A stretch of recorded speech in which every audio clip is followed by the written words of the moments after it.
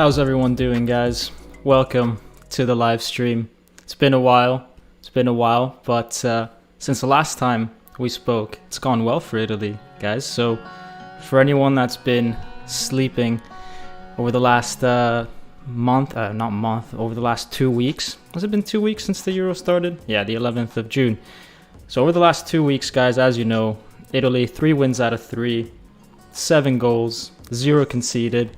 They look by far the best team of the tournament. So we got to talk about it. We got to talk about it also because we talked about Italy in the build-up to the Euros. And I made a pretty bold prediction, guys, about how well Italy was going to do. In fact, if you guys saw that video, I said they were going to reach the final. And obviously I was just joking. I didn't really have that much confidence in that. But over the last 2 weeks, guys, I'm starting to believe.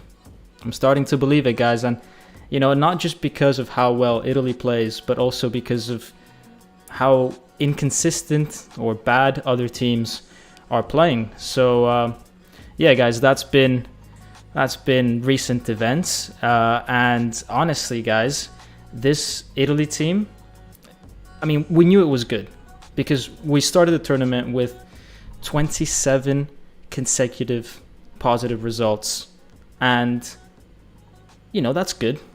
We had eight or so clean sheets, but to play at this level in competitive games against Wales, Turkey, Switzerland, you know that's a completely new level. That's a level that we haven't seen from any other team. That's a level we've never seen from Italy. I mean, right off the bat, 3 goals against Turkey. Italy has never scored 3 goals in a Euro, and then we repeat that 3 days later. And, you know, if that's not a show of strength, I don't know what is, until we get to that third game where we play against Wales and we change 8 players. No other nationality, no other team changed so many players, and yet it felt like Italy was always in control of that game. As if you could just change one piece with another and it's still the same machine. And that shows the depth that Italy has, because Wales is not a bad team, guys. Wales is not a bad team because they pulled off a result against Turkey. They managed to get a draw against Switzerland. Okay, that's not, you know, powerhouses. But we saw in these Euros, I think, that there's no bad team. I mean, even Finland got a result. Hungary, we saw what they did against Germany, against France. They almost pulled off an incredible result against Germany. And actually, talking about Hungary, you know, I'm actually quite upset that they got knocked out because I thought they played some really good football. But so on the right, guys, you can see Italy's road to Wembley, and I just want to highlight that I'm not saying for granted Italy's going to reach the final. But this is our hypothetical progress into the final. Obviously, we've got to still beat Austria. We've then got to face probably Belgium or Portugal. Then we probably face France or Spain in this very hypothetical scenario. And then the final, Germany, England, Netherlands. But we'll get to that. We've got plenty to talk about. Actually, what I want to do is I want to ask you guys in the chat, first off, what are your predictions for the Italy against Austria game? Let's get that conversation rolling. So we've got Lawrence Moore saying 2-0 to Italy. Let's actually remove this calendar that we've got here. And let's go into the chat. So we've got Lawrence Moore saying 2-0 Italy. Fabrizio, ciao Fabrizio, come stai? 2-0 Italy. Immobile, Insigne, the Neapolitans with the goals. That's likely. That's likely. Both already scored in these Euros. Lorenz Morse explaining, saying England are so lucky all the time with their side of the draws. Southgate is a below average coach, but gets made look so much better than he actually is. You know what? I think England have one of the strongest squads. But yeah, I do agree that Southgate is a bit clueless. At the same time, England are the only other team alongside Italy that haven't conceded a goal. And so I'll give credit to that. Also because I live in England, and so I can't be too harsh on them, guys. I, can't like just always hate on England. Gotta give them a bit of love as well. Angela Torre, ciao. Ciao Domenico, buonasera. Sono passata per un like e per chiederti una cosa. Insigne resterà a Napoli, secondo te? Sono un po' preoccupata che possa andare via. So Angela's asking about Napoli and Insigne. I'll accept some Napoli questions in this live, guys. Just a few.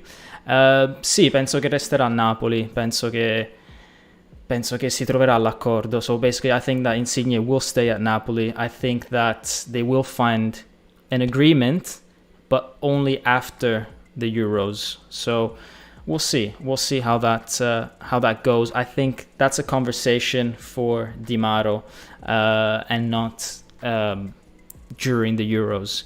But I see Insigne super relaxed. He was in the press conference either last night or this morning. I can't remember which one it was, but he seemed super relaxed. He knew he's the leader in the team. He's got to take responsibility.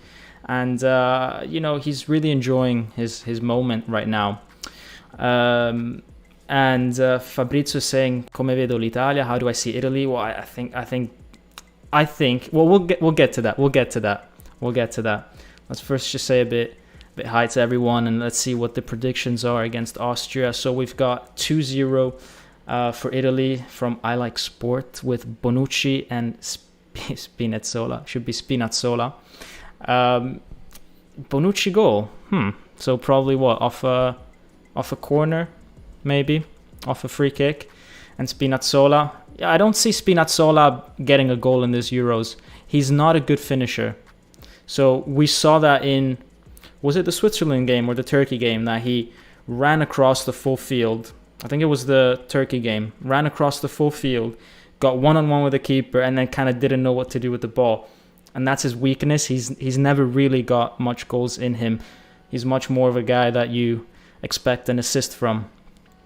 So, yeah, I don't see Spinazzola scoring. But you know what, guys? Let's get into, since we're talking about past games, let's just get us back into the mood to remember what happened. Why don't we go and take a look at how Italy played and what the key moments were, because I really enjoyed this team. And I think if we take a look at the 3 goals that we scored against Switzerland in particular, when we had our starting 11, and it was a better game than against Turkey, not the entertainment part of it, but the effort that Switzerland was putting into it. So if we take a look at that goal, that first one, it starts off with Locatelli with a beautiful pass towards Verratti with his weak foot on the volley first time. That shows amazing technique from the Italian midfielder. And he's done that time and time again. And this was just incredible, this goal, because you take a look at what he does next. But before that, let's take a look at Berardi's position, because that's not casual. Berardi's in that position a few meters away from Rodriguez, who used to play for Milan in Italy. So he's not, it's not like he doesn't know who Berardi is. He's a few meters away from Rodriguez. And basically what he's trying to do there is that when he does get the ball, he's got so much space between him and the defender to accelerate, get up to speed. And all of a sudden, you've got Rodriguez facing Berardi coming at him full speed. And at that point, Berardi makes a brilliant decision. So he's left-footed. And what Berardi often does is that he goes on his left foot and tries to take a shot. But because he was carrying so much speed, then he did the right thing and continued that speed onto his right. So if he were to go to the left, he would have lost speed. But if he continues down that channel, he can carry more and more speed. And you can see here, by the time they get into the box, from being a meter or so behind Rodriguez, all of a sudden he's a meter ahead. That's because of the speed that he was carrying. So, it's a brilliant piece of decision-making and awareness from Berardi. And, in this channel, we like to talk about lots of stuff, but when I see something that's so technically and tactically in sync, then, I just have to highlight it. And the run from Locatelli right through the middle of the field, no one picks him up, but he has the intuition that Verratti is going to make that decision, that Verratti is not going to cut into his left foot, that Verratti is going to go all the way. And that shows the chemistry that this team has. So a very, very indicative goal of how good this Italy team is. And this goal is underrated because it's a tap-in, but there's so much going on in the background, guys. So I just wanted to highlight that for you. And if we take a look at that second goal, the beautiful goal by Locatelli, the second one, that starts off with brilliant movement by Immobile. So Immobile scored 2 goals in this Euro so far, but his movement off the ball has been phenomenal. It's a very similar movement to what Harry Kane did in England's first goal against Croatia, where he made a movement, opened up the space for Sterling. Immobile did something similar. So you can see here, he's right in front of Locatelli. You've got Locatelli here and Immobile here. And what he does is that by making that run towards the box, all of a sudden he drags 1 or 2 players into the box with him, leaving Locatelli in miles of space. Miles of space. And you can see Locatelli recognizing this, asking for the ball. And once he gets the ball, he's got so much time, so much room to pick out his shot. And obviously you have to make that shot count. You have to, make the right shot. But what allowed him to do that was the Immobile movement. And so, even though he hasn't maybe scored all his chances, he did still score 2 goals, and he's creating the movement for people around him. And you can kind of say that he also created the right movement in the first goal, allowing Locatelli to come in behind him. And then, this Locatelli shot with his left foot. I mean, I don't know if you guys have the Tardelli 1982 goal in mind, but it's very similar. And, Locatelli, Tardelli, they both rhyme, and both start with an M. Marco Tardelli, Manuel Locatelli. I'm just saying, you guys know what happened in 1982. And then we've got Austria coming up next. In 2006, we had Australia. It's not really related, but it's still something. Look, I'm just saying, things are adding up. I'm just going to put that out there. So, we've got that. And then we've got the third goal, right? I mean, take a look at that time on the top left, guys. 88th minute on the dot. Italy winning 2-0.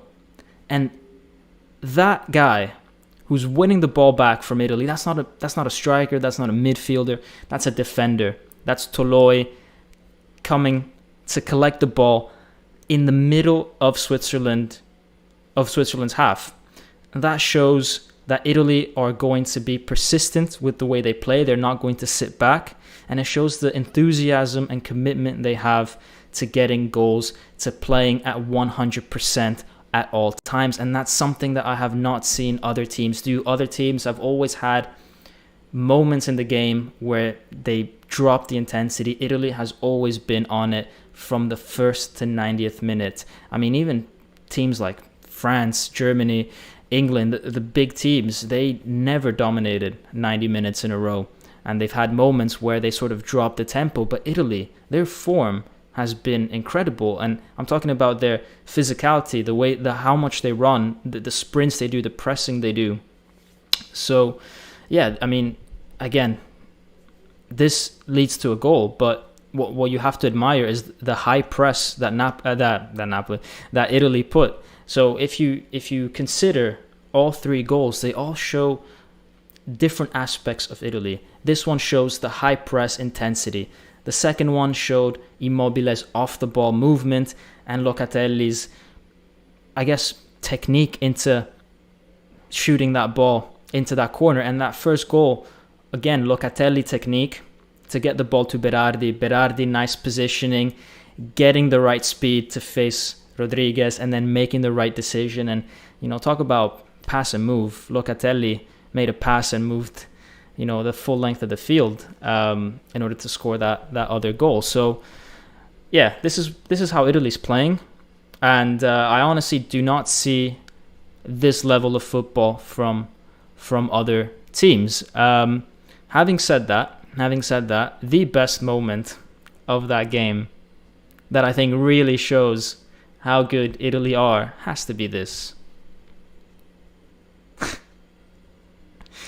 When I saw this, guys, I mean, from our boy Di Lorenzo, let's play that again. That was fantastic, guys. I mean, when I saw that, guys, I don't know what to say. I mean, talk about being confident. Talk about understanding how good you are, and showing that in the game when, back then the score was still not, Italy still hadn't scored, or maybe they had just one goal, so it's not like it was at a 3-0. But again, showed confidence, showed awareness. But now I think we can go into talking about the player ratings, guys, because we've been talking about how well these teams play, and I think, now we should talk about a bit how good these players actually are. So if we take a look at first Spinazzola, right? I'm just going to highlight one or two random stats of each player. I'm not going to go through every player because I don't want to bore you guys to death, but I'm just going to highlight some of the top players for Italy, some of the most standout players. So Spinazzola, 10 dribbles, right? And that, for people saying, well, I don't know if that's good or not, that's pretty good. 10 dribbles in 2 games. That's on the level of Mbappe, all right? Even Mbappe doesn't get 5 successful dribbles per game, and his top speed, 33.8 kilometers per hour, or 21 miles per hour for those of you across the pond. That's the highest recorded top speed in the tournament so far. And there's people that follow Italian football. I'm not going to say who they are, but before the Euros, they said that our wingbacks was going to be one of our weak points. I don't think they got that right, because actually Di Lorenzo and Spinazzola have been fantastic for us. They've been dribbling past players, they've been solid defensively, their fitness level has been really good, and just so far the surprise of the tournament, probably Spinazzola. So for me, he's worthy of an 8.5. That one a bit quick. Let me show you guys again. He's worthy of an 8.5. Now, I don't know if you guys agree with that. Let me know in the chat if you don't agree with that. If you agree with it, I don't, what your opinions are about Spinazzola, how surprised you were. But for me, I think he's been maybe our best player so far. He's the guy that gave us the spark, and really has taken the opportunity to show the world how good he is. And then we've got Locatelli, right? We've got Locatelli, who is also the other surprise of the tournament. And 2 goals and 3 shots from a midfielder in 2 games only, because he didn't play the 3rd game. That's fantastic. That's honestly, he had maybe the best single performance of the Euros so far, the one against Switzerland. I think Spinazzola had a better overall first and second game, if you consider both games combined, but Locatelli's singular performance against Switzerland was by far the best one. And 10 tackles, again, what does 10 tackles mean? 10 tackles is a lot, guys. 10 successful tackles. That's an incredible amount of balls recovered. You have entire teams that do 10 tackles a game, right? And Locatelli did it himself in 2 games. So, I mean, the amount of times he recovered the ball, he was pressing high, it goes unnoticed. These are stats that, they don't get flagged up very much, but this is what allows Italy not to concede and allows us to keep the pressure on the other teams. So, just a great Euro so far for Locatelli, and we'll get into whether we should play Locatelli or Verratti in a second once we finish a few of these player ratings. But for Locatelli, another 8.5. Probably, yeah, top 5 players so far. The Euros, definitely best performance of the Euros so far. Moving on to, that I showed you guys my rating. Well, pretend like you didn't see that. Jorginho, we know who he is. He's no stranger to us in Napoli talk, because obviously he played for Napoli a few years ago. But the growth that he's had from where he was at Napoli, which was a very high level 2-3 years ago, to where he is now, he could be in any midfield in the world right now, starter. Whereas before, 3 years ago, he'd be in any squad. But now we're talking he'd be starter in any team. And it's no coincidence that, you know, he won the Champions League with Chelsea and he was fundamental in it. Even top scorer, actually, funnily enough. It's not a stat that you would associate with Jorginho, but Jorginho's been phenomenal for Italy. 94% pass accuracy. If you look at the stats, you might see some players that have 98, 97, even 100% pass accuracy, but then count how many passes they actually have, because they don't play nearly as many as Jorginho. You know, if you play 10 passes because you played 10 minutes, it's easy to have a 100% record. But when you're playing 300 passes, like Jorginho did in the last 3 games, then having 94% pass accuracy in that is just phenomenal. And the ones that he didn't get to the Italy player, they were really complicated through balls, and he was trying to make things happen. So yeah, great stuff from Jorginho, and definitely deserves an 8 in my opinion. And there's no doubt in my mind that he's never not going to start for Italy. I mean, when Mancini made 8 changes against Wales, Jorginho was one of the players that stayed there, which shows how important he is. And Verratti himself said it recently. Then we've got Donnarumma, right? And Donnarumma, I mean, we can't give him a rating. We can't, because he's not been tested. Basically, I can't remember one time where he made a save. Maybe against Switzerland, where he had to kind of do something there. But you can't give him a score, and that's perfect. That's what you want from your goalkeeper. You don't want him to have a score, because it means that he didn't concede anything. So, 11 clean sheets. When people say Italy is a team without top players, this is the kind of stuff that you need to show them. Jorginho's pass accuracy, Donnarumma's 11 clean sheets. Guys, you have to understand. I know that people will say Italy didn't play against very, very good teams. And yeah, that's fine. I will be the first to say, yeah, that's true. San Marino's not a very, very good team. But you know what? When you play 11 games, if you're not playing at the top level, even if you play against your local team, you're going to concede once in 11 games. I dare you, find any team that has gone this much amount of time in with clean sheets. I mean, how often do we see Barcelona, Real Madrid play against teams from the division below and concede a goal? Yeah, they'll win the game, but they'll concede a goal. To do it 11 times without conceding, it goes beyond just not playing against hard teams, guys. This is Italy really being on it in the last 2.5 years.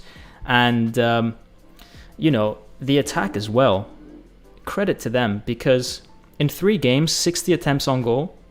The only other team that has more attempts on goal is Denmark with 61.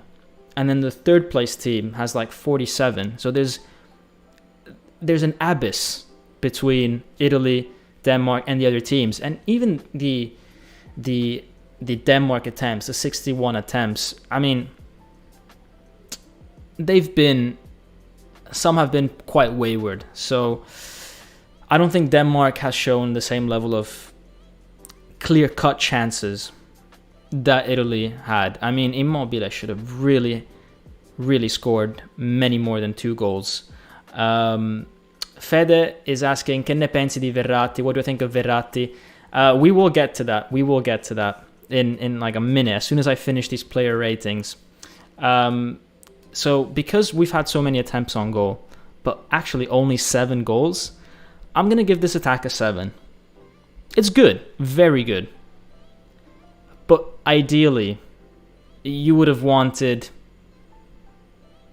8 goals, 9 goals, 1 or 2 more.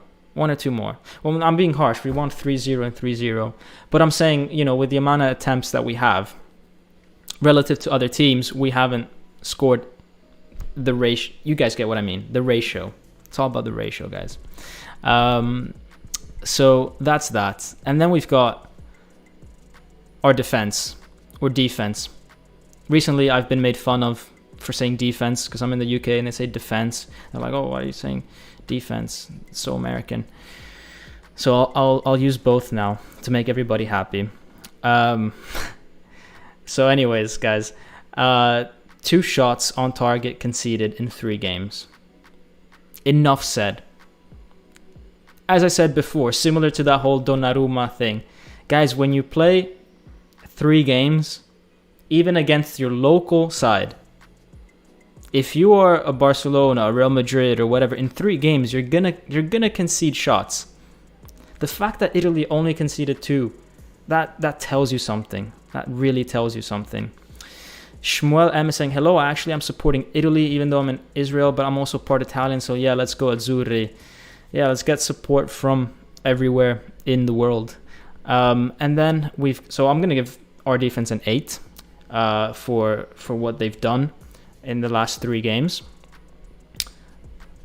And Mancini, another one of our top players, because that backheel flick that he did, I mean, he might as well still be playing. That was beautiful. You guys know what I'm talking about, when the ball went behind him and he did that thing. You guys remember. But, you know, he's been fantastic. Apart from that, 30 games undefeated. That is a record for Italy. That he equaled Pozzo, who won 2 World Cups for Italy in the 1930s. It's a record that has stayed for, you know, 60, 70 years now. So to do this with the team that we had after Ventura, you know, it's incredible. It's a tactical, technical miracle what Mancini is doing. And he really created a good group, and you can tell that he really cares about the group because he's used 25 out of 26 players. The only guy that hasn't played is Meret, our guy, our Napoli guy, our Napoli goalkeeper. But he made it, you know, a commitment to himself to use as many players as possible. And, you know, the spirit in the team is so high. And, you know, you can see it. You can see it when they celebrate. I'm just going to play a clip for you guys of them after the Wales game.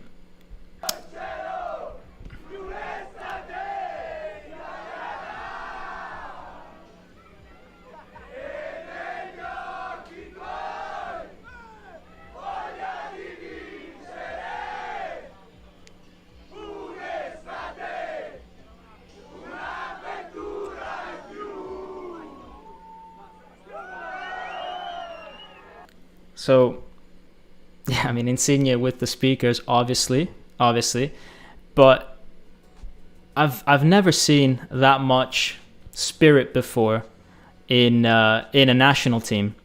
I did see it at the end when France won the World Cup, when they were singing with Kante, you know, that little song that Kante has. But that's after they won. What we're seeing here in Italy is something that's building, and you know, in these tournaments, I think confidence and team spirit is really important. So yeah, I'm really happy with what Mancini's doing and the players he selected. I'm even sure that, so we talked about Bernardeschi versus Politano a bit I think maybe that was the right decision. Now that I look back, because if Bernardeschi is someone that in the team, in terms of team chemistry, is making people bond, if he's, one of those people, then yeah, you want to have that guy in your team, because in these small, short tournaments where everybody is together, they spend a month sleeping together, you really want to focus on team chemistry as much as tactics and technique and fitness and all that. So Fabrizio's asking me what I think about the teams in the next round, and we've got that covered. I've got everything prepared. I'm prepared this time, guys. So this is the road to Wembley, okay? And it's tough. I mean, Italy against Austria. I'm not saying that we're definitely going to win, but there's a high chance we're going to win. And why do I say that? Because when you have a team that wins 30 games in a row, or doesn't lose for 30 games in a row, you know what that means? That means that every single game, they are concentrated. They are basically treating every game importantly, because there's a reason why other teams don't reach these levels. It's because they go and play against a Liechtenstein and they lose because they underestimate Liechtenstein. We've never done that. In 30 games, we've never underestimated anyone, so I don't think it will start now. And if we don't underestimate Austria, then we are a team that can beat Austria. So other teams, let's say France or Germany, right? The biggest risk they have is that their approach into the game is wrong. A bit like how Germany was against Hungary, or France against Hungary. They underestimated Hungary, their approach was wrong, and they were risking to lose. So other teams have two risks. One, that they face a stronger team, and two, that they enter the game badly. Italy doesn't have that. Italy can only lose, in my opinion, if we have in front of us a better team. So the only team that I am actually worried about is France. But both because of their past experience of winning a World Cup and because of the players that they have, the coach that they have, and the chemistry that team has. I don't think they've played the best football yet, but I think they're ramping up. And I've seen enough of France in the past to think that they are good. On their good day, they are good. So that's the only team I fear. Every other team, if Italy approaches the game well, we should come out on top. But yeah, we'll see. I mean, it's a tough road. But one thing that I would just like to point out, okay, is take a look at this. These are the FIFA rankings, right? Just observe for a second, and I'll let you come to your own conclusion about what this means, okay? I mean, look at that. You've got, on the left, 8 teams. Out of these 8 teams, only one is outside of the top 15. And only 3 are outside of the top 10. And if you consider that the top 10 also includes some South American teams, like Argentina, Brazil, etc., then really what you have on the left-hand side, or maybe if I go here, on the left-hand side, is basically the top teams in Europe. On the right-hand side, out of the 8 teams that are there, I think only, is it right? Yeah, only 3 are in the top 15 of the FIFA rankings. And, you've got teams that are like the Czech Republic, 40th. So something's wrong. Something's wrong.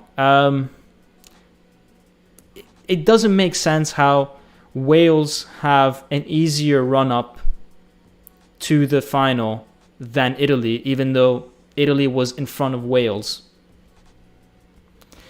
The only team that maybe deserves to be on the easier side instead of being on the other side is Sweden.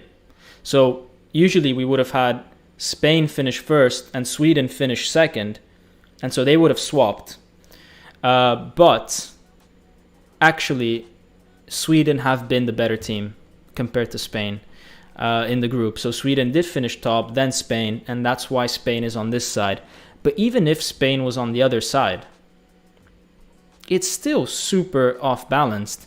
So something was not right, I think, in the way the tournament is set up. I don't know. I think maybe what could be a better strategy in the future is finish the groups, and then after you finish the groups, you put the best team against the worst team, and then the second best team against the second worst team, etc., etc. So the knockout stage is seeded based on how you did in the group instead of decided months and months before, because it just doesn't make sense. It just doesn't make sense for me. How this happened, I'm not too sure. But in any case, guys, going back to Italy's road to the final, right? We play Austria, and I'm quite happy with that. I think that Ukraine, the other possible candidate, would have been a tougher game for Italy because Ukraine have so much more talent in their squad. They've got Yarmolenko, Zinchenko, they're more physical, whereas Austria managed to get a win, but they're not as good of a team. So I think that went well for us. Austria are a team that like to press. They are physical, they like to run. But I just can't see them causing Italy too many problems. And yeah, I think we should be able to reach the quarterfinals. And then after that, we've got Belgium, we've got Portugal, one of those two. What I'll say about Belgium is I have not been impressed with them. I've not. I've been impressed with Lukaku, and I've been impressed with De Bruyne, and that's it. And they've often played very close together, as in, one guy passes to the other to set up the goal, etc., etc. So that's very dangerous, but if you can block that chain, if you can cut that chain, mark Lukaku so that he can't receive the ball from De Bruyne, or mark De Bruyne so that Lukaku can't receive the ball, then you've beaten Belgium that way. Because every other player around them, I don't think they're gonna they're not players that make the difference, and they're not, I think, top players at the moment. I mean, Hazard, bad season. Torgan Hazard is not really a top player. Witsel, kind of on the decline right now. So I just don't see them, challenging too much. Portugal, on the other hand, have a very good team. And you've got Cristiano Ronaldo still making the difference. And I know that some of you guys will say, the 2 goals that he scored yesterday are penalties. But, man, if there's one guy I don't want to face, in a penalty situation, it's that guy. And, penalties do happen in football. So, you know that if you concede a penalty, you're probably going to concede a goal with Cristiano. With every other player, I think you've got a bit more chance. So that's a bit of a little edge that Portugal has. And their midfield is stacked. Bruno Fernandes, João Moutinho, Ruben Neves, Bernardo Silva. It's crazy. Sanchez. What a tournament Sanchez is having. So they've got a really stacked midfield. And I just see them as, beating Belgium actually. So I see the quarterfinal as being Portugal-Italy, and Portugal-Italy is going to be a very interesting game. Very interesting game. And then after that, I do think it's going to be France. Whoever wins that game is going to play France, because France is going to walk it with Switzerland, and Spain, Croatia, that could go either way actually, and then France would beat that team. So the semi-final would probably be with France. Again, as I said, France is the only team that I wouldn't be confident before the game. It would be very 50-50. I'm not saying we're going to lose, but it would be very, very 50-50, because Pogba in this tournament, Benzema, that link up that they have, and Mbappe, France haven't shown the best football. They have not been consistent, but all they need is that one magic pass from Pogba to one of those two guys, and you're done. And their speed against players like Bonucci and Chiellini, I'm terrified of that. Absolutely terrified of that. So, yeah. On the other side, you've got the three big teams are England, Germany, and the Netherlands. So the Netherlands have won all their games, like Italy, but they've conceded.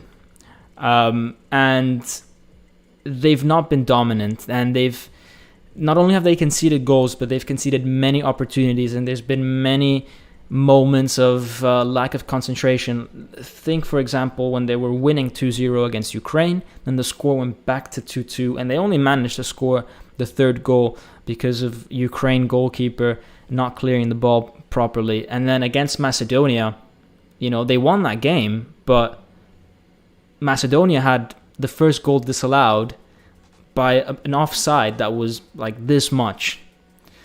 And then they hit the post a few minutes later. And it's just things that when you're playing against a team like Macedonia, you just shouldn't concede those kind of chances.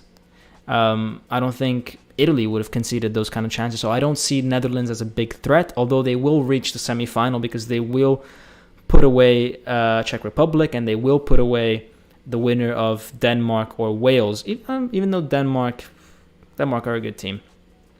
On the other hand, we've got a tasty game, England-Germany. And is it weird that I had a dream about England-Germany last night? I had a dream and England were winning 2-0.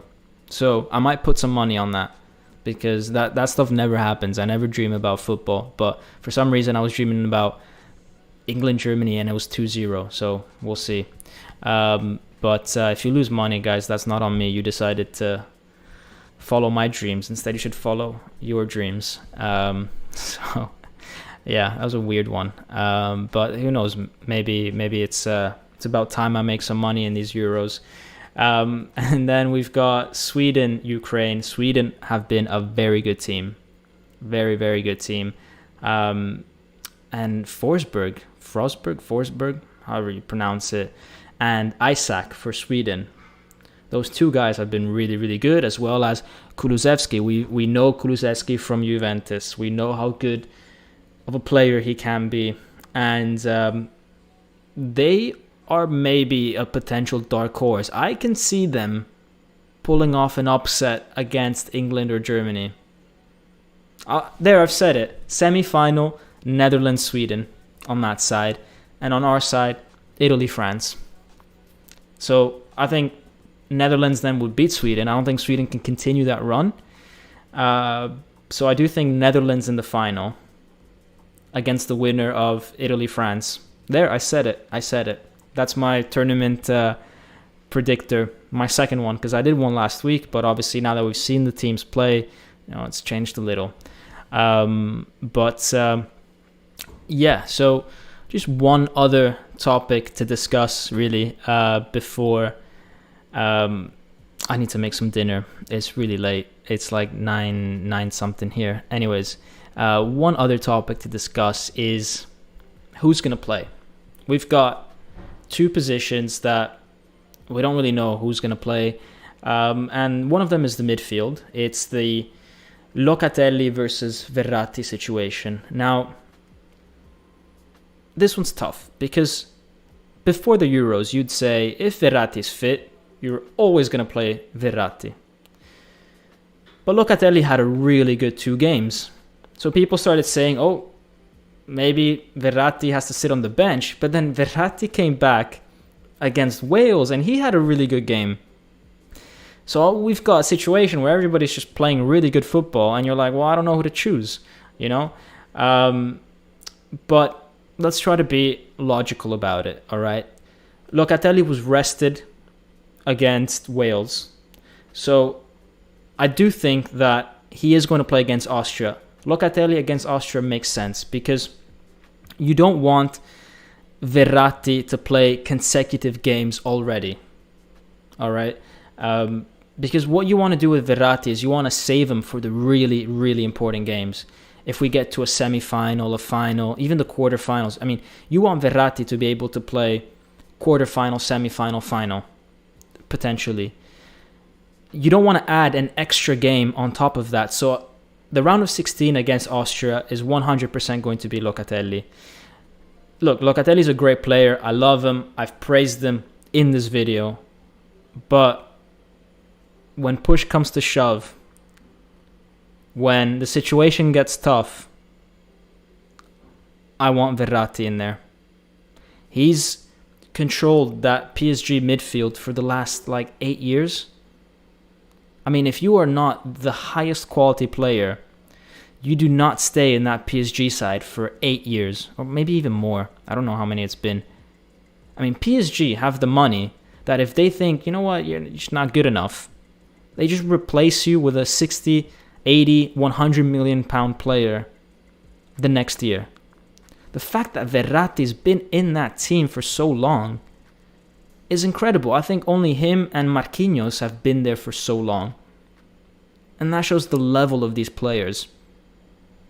So, Verratti is the best, probably, midfielder that Italy has. I mean, Jorginho is there. Barella's obviously very good, but I would say Verratti is probably the most symbolic player that we have in that midfield. And just when you play against the bigger teams, I think experience really counts. And I think Locatelli coming off the bench with his freshness, I think can be a really good option for Italy. Obviously, they play differently because you've got Locatelli that likes to come in from deep, like that first goal against Switzerland. Whereas you've got Verratti and Locatelli is very direct. Even in that first goal against Switzerland, the ball came to him and bang, straight to Berardi, right? That's the style that Locatelli has. He wants to get right to the final point. Whereas Verratti likes to pick his moments a bit more and is not so direct. But when you play against teams like Portugal, France, stuff like that, the opportunity to go very direct is less. Because those players in the French, Portuguese team, they don't give you that time and space to go direct all the time. They won't leave Berardi so open like Rodriguez did. And they won't, let you run 60 meters without tracing your run. So I think against the tougher teams that are a bit more defensively solid, I would like to see Verratti. That's where, you need that small cheeky pass to unlock the defense. And as I said, experience does count. So there you go. Locatelli to start against Austria, and then Verratti to play a quarterfinal and then semi-final and final if we ever get there. And then the other one that we have is who's going to play alongside Bonucci. We've got Chiellini that was injured against Switzerland, and he had a I Like Sports said, I dreamed Russia winning Group B for some reason and they came last. So don't listen to I Like Sports if he ever has a prediction, because that was just a horrible prediction. Shmuel M is saying, why are England fourth? Who made these rankings? It's just FIFA rankings. They take into account different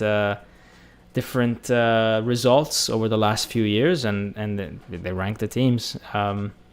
So yeah, but anyways, returning back to our center back pairing, because Chiellini came off against Switzerland and Acerbi came on, and Acerbi had a good game against Switzerland, so that's obviously Mancini's first choice backup. But then against Wales, we had Bastoni play, and he had a good game. So yeah, and then Acerbi came on. If I remember correctly, Acerbi came on, and he wasn't so good against Wales. There was that moment where there was a ball that came, and he misjudged the timing of it, and like kind of went in for the header, but then he missed it. And was it Ramsey maybe that had an opportunity to score, but didn't? Like, he kind of just was so surprised that he had an opportunity to score against Italy that he didn't do anything. But yeah, I do think Bastoni is a better player than Acerbi. Acerbi does have a bit more experience, but we're talking, limited. I mean, it's not like Acerbi's been playing elite football, Champions League football. Yes, I mean, he's played Champions League football for Lazio, but it's not like he's been in semis or finals. It's not like we're talking the difference between a Locatelli and a Verratti. I mean, honestly, if I was Mancini, I would put Bastoni in front of Acerbi. The only other thing to understand is whether Chiellini is fit enough to play. So Chiellini has been training with the team now. But again, I would say a player like Chiellini is a player that Italy has built. We've built our qualifications with Chiellini, and he's the captain, so he's going to play if he's fit, and you want him to play if he's fit, because he does have that experience as opposed to these other two. But you want him to be able to play the quarters, semis, and final potentially, so you don't want to play him also in the round of 16. So it will be between Acerbi and Bastoni, the person that starts. I think Mancini might go for Acerbi because he's been tested more often. But if it was me, I would go for Bastoni. But we'll see. Maybe Mancini listens to this live, to Napoli talk. I had a feeling that Gattuso used to sometimes listen to this channel, because sometimes I would say something, I'll be like, you should work on that, and then the next day he actually did work on that. So yeah, we'll see if Mancini's listening. But guys, yeah, that is everything. I think we've covered pretty much everything, guys. I mean, we've covered the FIFA rankings. We've covered the road to Wembley. I mean, I'll put it back up. These are the dates. Save the date. Make sure you're not doing something stupid like getting a flight on that date, like me, who's flying on the 11th of July. But actually, I will be able to watch the game because I'm flying in the morning. But still, don't risk it like that.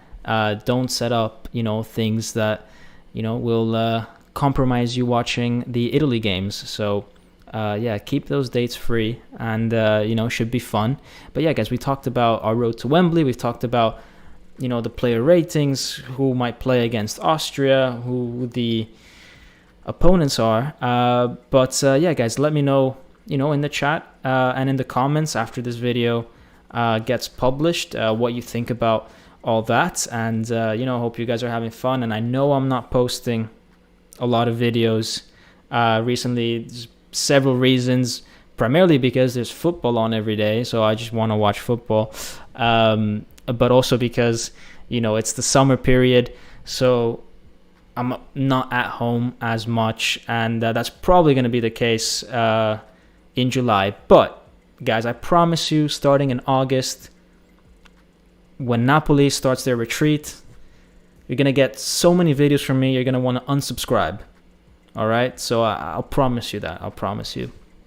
But yeah, don't unsubscribe. In fact, why don't you guys like the video if you haven't already, because one like or one sub does mean 1 cent to the Fondazione Cannavaro Ferrara. Actually, I should be posting more just so that we can raise more money for this charity. So that's about it. Actually, talking about money, I received my first YouTube paycheck of $100 yesterday. So thank you for everyone that in the past year has supported Napoli Talk. It's a huge satisfaction to it's not a lot, but it's something, and I'm proud of it. And I mean, I wish I could like share it with you guys or something, but we'd all get like 50 cents, not even. But no, guys, I really thanks for that. It's a little symbolic amount of money, but it's quite cool. And hopefully I can like invest it in fancy cameras and tickets to Napoli games so that you guys can watch lives while I'm in the stadium or something like that. I don't know, I'll try to do something with it for Napoli Talk. So guys, thanks for that. Just wanted to update you on that situation. So Alex is saying, thanks for your talk. Small reminder, Napoli will start the summer retreat in July. Yeah, I know, but in July I'll be in Naples in July. For some parts of July I'll be in Naples, but then when I come back, I've got like 10 days of quarantine to do in August. So you guys are gonna get so many videos from me in that quarantine period, but like so many. I swear to you, you're gonna want to unsubscribe. You're gonna be like, I'm so sick and tired of this guy's face.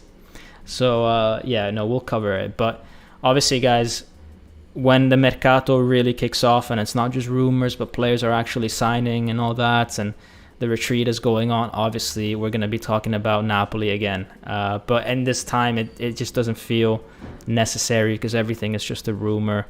And so we'll save that for another time. So you deserve to get 10K, man. That would you know how many Napoli games we could go to? I could get every single person in this community to a Napoli game. Probably not, because if you go to Curva B, sometimes they're €10 per game. So if there's like 1,000 of you ish, quick maths. But anyways, man, little things, little joys of life. Anyways, guys, I'm gonna go make some food because I am starving.